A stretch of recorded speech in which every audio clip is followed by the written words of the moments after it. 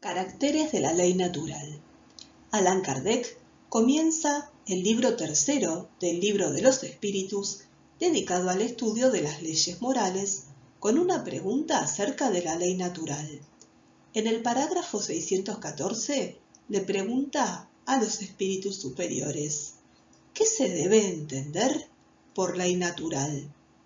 Estos responden: la ley natural es la ley de Dios, es la única verdadera para la felicidad del hombre. La indica lo que debe hacer o no hacer. El hombre solo es desdichado porque se aparta de ella. Los espíritus enseñan a continuación que la ley de Dios es eterna e inmutable, como el propio Dios. A diferencia de las leyes sancionadas por los seres humanos, las leyes de Dios son perfectas. La armonía que rige el universo material y el universo moral se basa en las leyes que Dios estableció eternamente. Objeto de las leyes divinas. Pregunta Allan Kardec en el parágrafo 617 del Libro de los Espíritus: ¿cuáles son los objetos que abarcan las leyes divinas? ¿Conciernen a algo más que la conducta moral? Responden los espíritus: todas las leyes de la naturaleza son leyes divinas, puesto que Dios es el autor de todas las cosas. El científico estudia las leyes de la materia. El hombre de bien estudia las del alma y las practica. Allan Kardec explica: entre las leyes divinas, unas regulan el movimiento y las relaciones de la materia bruta. Son las leyes físicas. Su estudio es el dominio de la ciencia. Las otras conciernen especialmente al hombre, tanto en sí mismo como en sus relaciones con Dios y con sus semejantes. Comprenden las reglas de la vida del cuerpo, al igual que las de la vida del alma. Son las leyes morales. Origen y conocimiento de la ley natural. Todos los hombres pueden conocer la ley de Dios, pero no todos la comprenden. Los que la comprenden mejor son los hombres de bien y los que tienen el propósito de buscarla. No obstante, todos la comprenderán algún día, porque es necesario que el progreso se cumpla. Pregunta Allan Kardec en el parágrafo 621. ¿Dónde está escrita la ley de Dios? En la conciencia. Y sigue preguntando: dado que el hombre lleva en su conciencia la ley de Dios, ¿qué necesidad había de revelársela? El hombre la había olvidado o ignorado, responden los espíritus. Dios quiso que le fuese recordada. Pregunta Kardec: ¿ha dado Dios a determinados hombres la misión de revelar su ley? Sí, por cierto, responden los espíritus. En todos los tiempos hubo hombres que recibieron esa misión. Son espíritus superiores encarnados con el objetivo de hacer adelantar a la humanidad. Jesús, ejemplo de perfección moral. Pregunta Allan Kardec a los espíritus superiores en el parágrafo 625 del Libro de los Espíritus: ¿cuál es el ejemplo más perfecto que Dios ha ofrecido al hombre para que le sirva de guía y modelo? Responden los espíritus superiores: ved a Jesús. Jesús es para el hombre el ejemplo de la perfección moral a la que puede aspirar la humanidad en la tierra. Dios nos lo ofrece como el modelo más perfecto. La doctrina que Jesús enseñó es la más pura expresión de la ley de Dios, porque estaba animado del Espíritu Divino y es el ser más puro que ha aparecido en la tierra. El bien y el mal. Pregunta Kardec en el parágrafo 629, ¿qué definición se puede dar de la moral? Dicen los espíritus superiores: la moral es la regla para conducirse bien, es decir, para distinguir el bien del mal. Se basa en la observancia de la ley de Dios. El hombre se comporta bien cuando hace todo con miras al bien y para el bien de todos, porque, en ese caso, observa la ley de Dios. El bien es todo aquello que está de acuerdo con la ley de Dios. De esta manera, hacer el bien es actuar conforme a la ley de Dios, y hacer el mal es infringir dicha ley. El hombre tiene todos los medios para distinguir lo que está bien de lo que está mal cuando cree en Dios y quiere saberlo.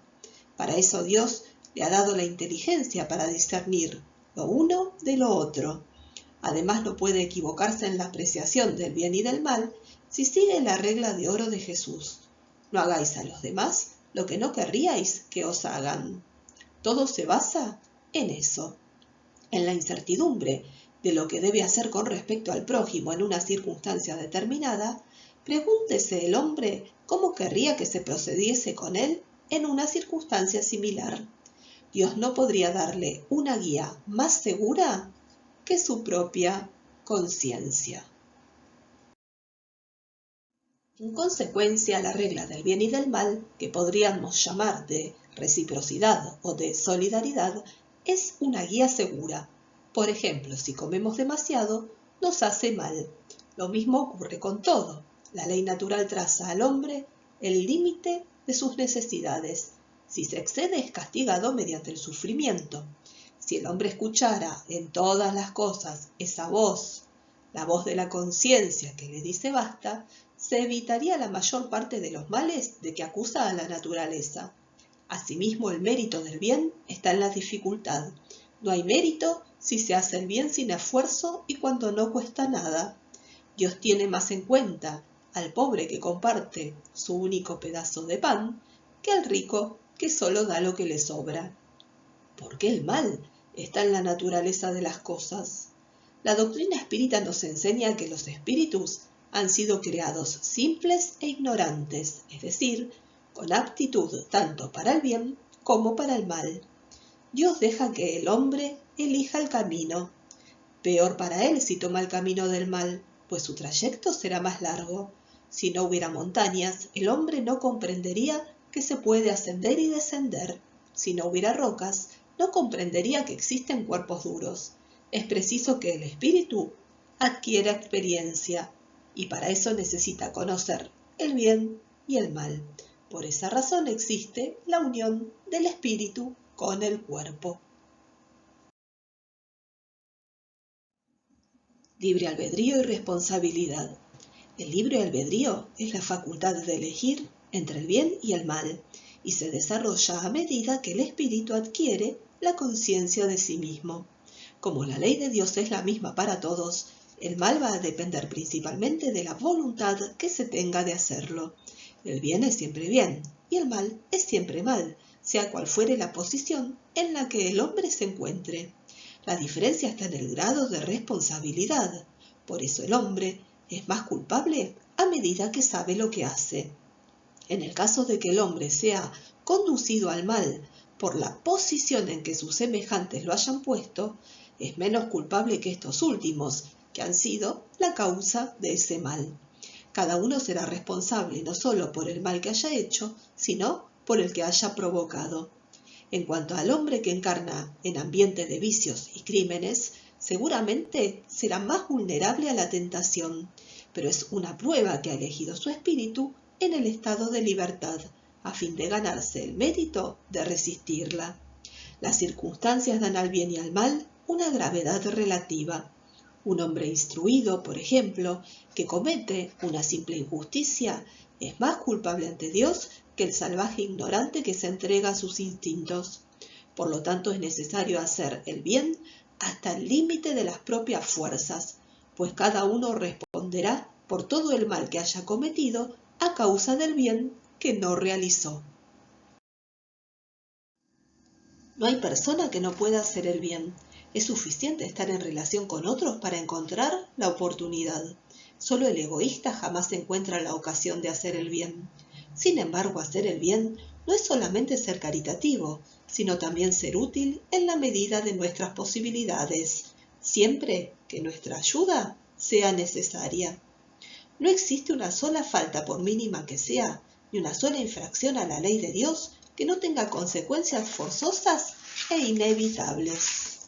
Los sufrimientos constituyen una advertencia de que se ha obrado mal, sirven de experiencia y hacen sentir la diferencia entre el bien y el mal, así como la necesidad de mejorar con el fin de evitar en lo sucesivo aquello que se transformó en una fuente de dolor. A veces la experiencia llega un poco tarde, cuando la vida ha sido desperdiciada, cuando las fuerzas se han debilitado y el mal no tiene remedio. No obstante, del mismo modo que un obrero tiene la posibilidad al día siguiente de empezar una nueva jornada y recuperar el tiempo perdido, el hombre también podrá aprovechar esa experiencia en una nueva encarnación. Gracias por haber compartido este ratito con Espiritismo, Allan Kardec.